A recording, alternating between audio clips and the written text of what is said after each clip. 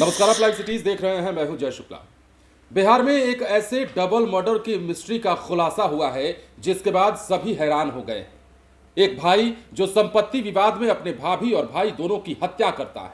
हत्या करने के बाद गाड़ी में शव को लादता है और 10 से 12 किलोमीटर दूर जाकर के फेंक कर चला आता है।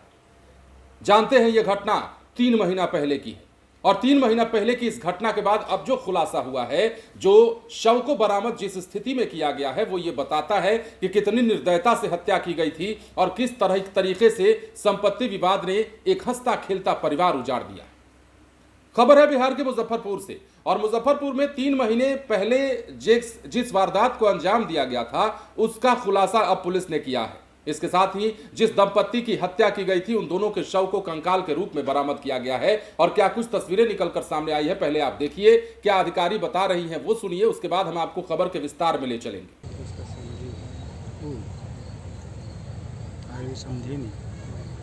19 मई को ये लोग गायब हुए थे। मैंने पहले ही बोला था कि इसमें मेरे चाचा अनुज का हाथ है, लेकिन किसी ने उस टाइम माना नहीं था। दिनांक 20/5/2026 को ब्रह्मपुरा थाना क्षेत्र अंतर्गत दंपति के गुमशुदा होने की प्राथमिकी दर्ज कराई गई थी। इस संदर्भ में एक विशेष टीम का गठन किया गया था। अनुसंधान के क्रम में जो दंपति मनोज भगत और के छोटे भाई थे अनुज अविनाश, वो भी दिनांक 4 जून को लापता हो गए थे और उस संदर्भ में भी एक प्राथमिकी दर्ज कराई गई थी उनकी बहन द्वारा।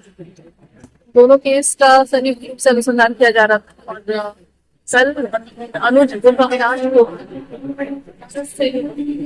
सकुशल बरामद किया गया और उसके बाद उनका स्वीकारोक्ति बयान लिया गया, जिसमें उन्होंने जो दंपति के अपहरण का मामला था उसमें के द्वारा बताया गया कि दिनांक 19/5/2026 की देर रात्रि प्रॉपर्टी डिस्प्यूट को लेकर दोनों भाई में और भाभी में विवाद हुई, जिसके बाद उनके द्वारा उसी घर में उनकी हत्या कर दी गई और शव को ठिकाने लगाने के लिए गाड़ी से सुनसान जगह पर लाकर शव को डिस्पोज किया गया, जिसके बाद से वो फरार हो गए थे।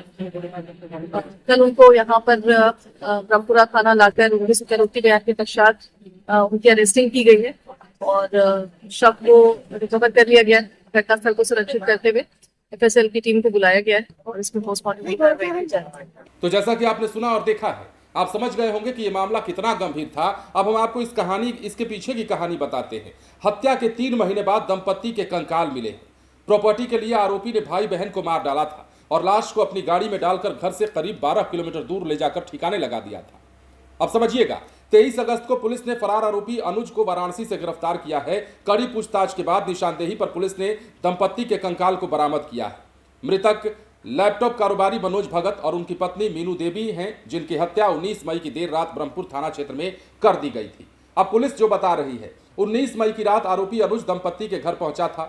उसने सबसे पहले भाभी मीनू का गला दबाया। तब तक पति मनोज भगत भी पहुंच गए। उन्होंने देखा कि भाई ने उसकी पत्नी का गला दबा रखा है। इसका विरोध किया, लेकिन मीनू की तब तक मौत हो चुकी थी। दोनों भाइयों में मारपीट होती है। इस दौरान आरोपी अनुज ने कमरे में रखी एक मूर्ति से मनोज के सिर पर वार किया। सिर में गंभीर चोट लगने की वजह से मनोज की भी मौके पर मौत हो जाती है।